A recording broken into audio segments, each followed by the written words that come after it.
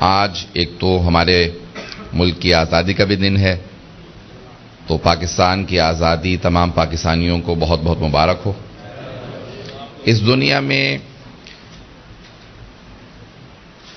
سب سے پہلے جو پچھلے 100 سال کے اندر اسلامک ریپبلک کے نام سے یا اسلامی جمہوریہ کے نام سے ملک بنا، سب سے پہلا بننے والا ملک پاکستان ہے۔ پتہ نہیں توجہ ہے اس بات پہ یا نہیں ہے؟ اسلامی ریپبلک کے نام سے یا اسلامی جمہوریہ پاکستان، جمہوریہ اسلامی یا اسلامی جمہوریہ، اردو میں کہتے ہیں اسلامی جمہوریہ، فارسی میں جمہوریہ اسلامی۔ سب سے پہلے پاکستان وہ ملک ہے کہ جسے اسلامی جمہوریہ کے نام سے بنایا گیا، اس کے بعد تمام ملک بنے، اور جب ایران میں انقلاب آیا تو وہاں پہ نام رکھنے کے اوپر بہت بحث چلی، جس پہ پھر آخری فیصلہ مرحوم آیت اللہ العظمہ سید روح اللہ الخمینی الموسوی الخمینی نے فیصلہ دیا اور کہا کہ صرف ایک نہ کلمہ اس میں زیادہ ہوگا نہ ایک کلمہ کم ہوگا، جمہوریہ اسلامی ایران، وہی اسلامی جمہوریہ کا لقب رہے گا، نام رہے گا۔ سب سے پہلے پاکستان بنا، بعد میں آیت اللہ خمینی نے تائید کی کہ یہی اسلامی نام ہے۔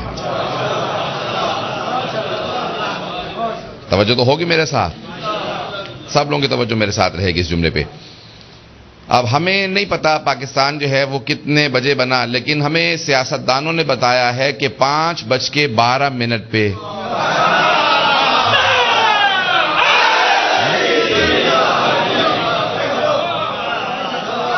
جب وقت لکھا گیا تو 5:12 تھے، 14 تاریخ تھی، بنانے والے محمد علی فاطمہ تھے۔ صرف محمد علی نہیں تھے، توجہ ہو، صرف قائد اعظم محمد علی جناح نہیں تھے، محمد علی کے ساتھ ان کی بہن فاطمہ بھی تھی۔ توجہ ہو، تو اب بنانے والے محمد علی فاطمہ بنا 14 اگست کو، بنا 5:12 پہ۔ تو اس سے اگر کوئی کہے شیعوں کو نکال دو، اسے کہ پہلے تو اپنا دین دیکھ،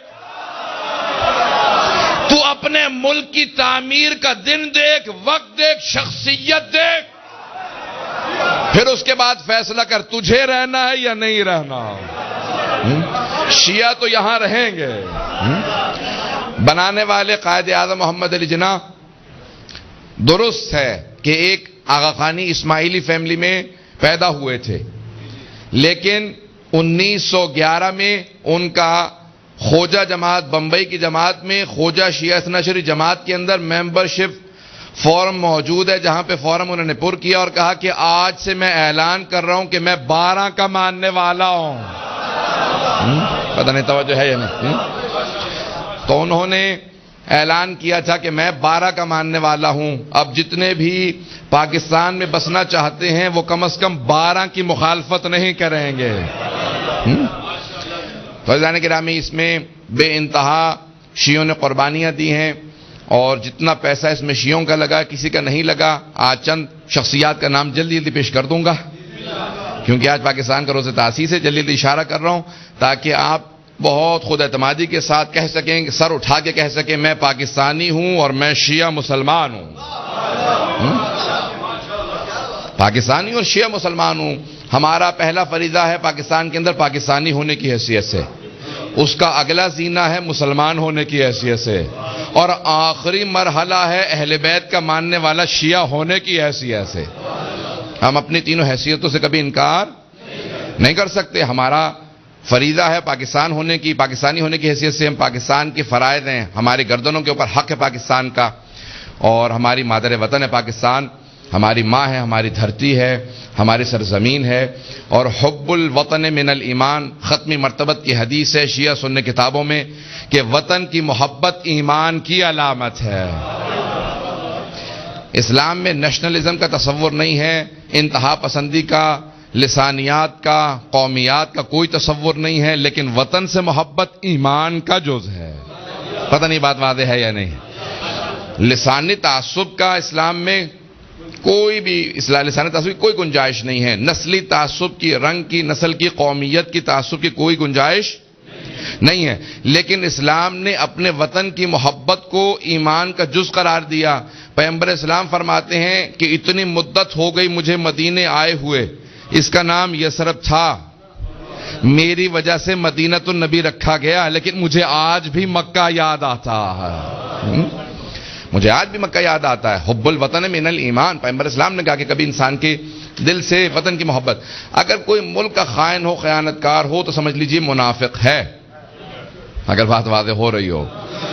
میں پاکستان کی سیاست پہ زیادہ نہیں پڑھنا چاہتا، لیکن دو باتیں صرف عرض کروں گا اور بات کو مکمل کر کے آگے بڑھ جاؤں گا.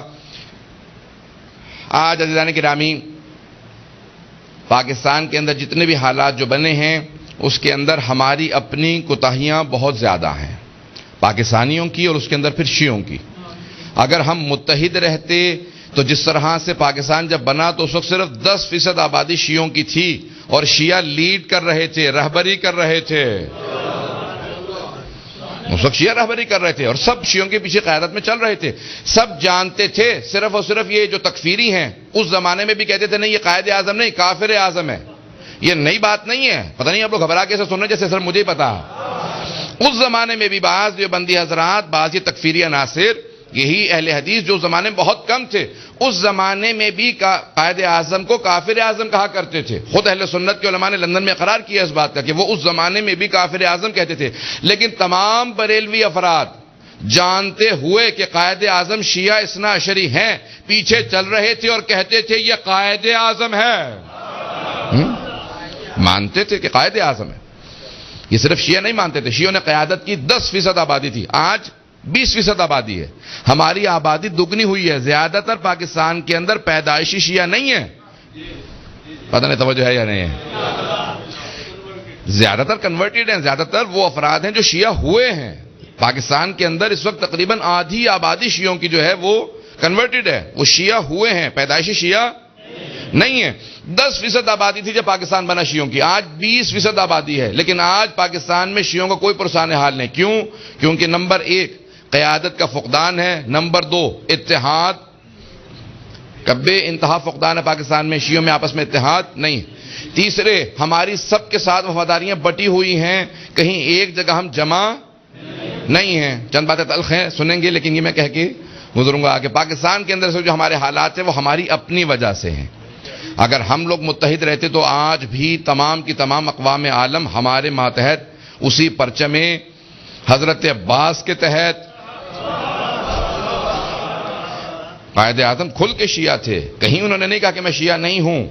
ان کا جنازہ پہلے گھر کے اندر مولانا انیس الحسن صاحب نے پڑھایا، ابن سنجاتی صاحب نے جنازہ غسل و کفن کیا، تمام شیعہ علماء نے. ان کی بہن نے کہا کہ نہیں، اہل سنت جنازہ پڑھنا چاہتے ہیں، پڑھنے دو، ہم روکیں گے نہیں. عزیزان گرامی، ہمارا تو کلیجہ اتنا وسیع ہے کہ اگر اہل سنت ہمارے جنازے میں آتے ہیں ہم روکتے نہیں ہیں. پتہ نہیں توجہ ہے یا نہیں. ہم نہیں روکتے. اگر آتے ہو آ جاؤ. تو مرحومہ فاطمہ جناح نے جب تک زندہ رہیں 1964 تک مسلسل قائد اعظم کی مجلس کرواتی رہیں کہ نہیں وہ شیعہ تھے، ان کی مجلس ہوتی رہے گی.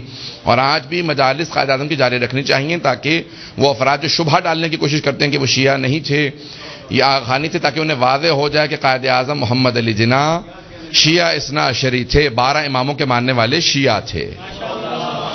میرے پاس بے انتہا دلیلیں ہیں، یہ اب وقت نہیں ہے. برحمتك يا أرحم الراحمين وصلى الله على محمد وآله الطاهرين.